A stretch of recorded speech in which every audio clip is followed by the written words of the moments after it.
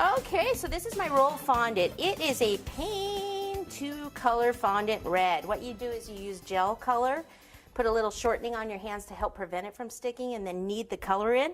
The thing about the red, though, is it gets very, very sticky. So it's much better to buy it. I prefer the Satin Ice brand, and it comes in all the different colors. And it just tastes like a vanilla fondant. And then it doesn't stretch as much as if you were to color it yourself. So definitely certain colors are better to buy already made. So when you first get out of the bucket, it just kind of pulls apart like that. You need it to have elasticity to go around the cake.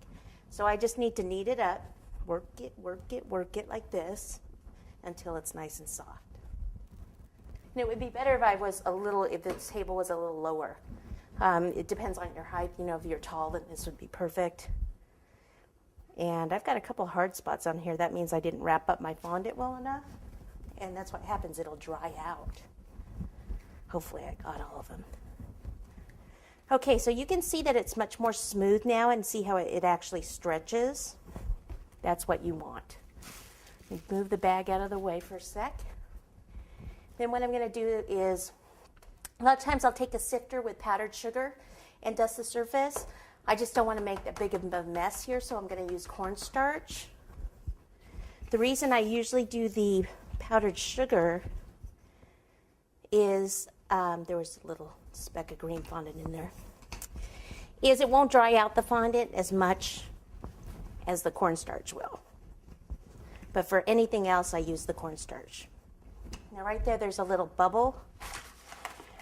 So I just need to take something, usually a little corsage pin. I'm just going to use this X-Acto knife. Corsage pin's smaller, works a little better. Make sure I don't flip the fondant over. I make sure I don't get cornstarch on the top. If I do, then I wipe it off. And I make sure that I can still move the fondant, okay?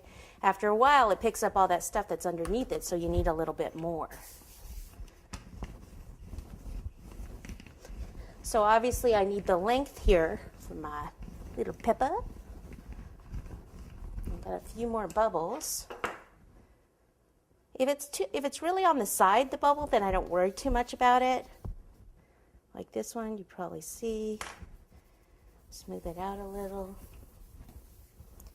And then continue to roll.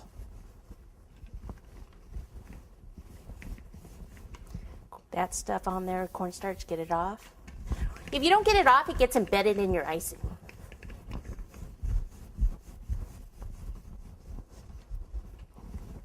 You don't want it to be too thick. You want it to be like 1/8 of an inch or less.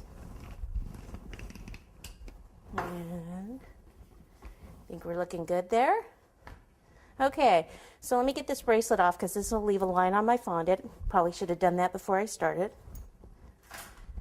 I like to bring the cake over to the right side, like this. I take the fondant and put my hand in the middle, like that. Do not lift it up yet. When I bring the cake over, now I lift it up, put that down there, and then roll that over. Yay! So what I was doing is I was bringing the cake to the fondant, not the fondant to the cake. Therefore, it doesn't stretch as much. Okay, then what you do is gently pull this out. And when I say pull it out, I'm just very gently pulling it. I'm not stretching it as I pull it.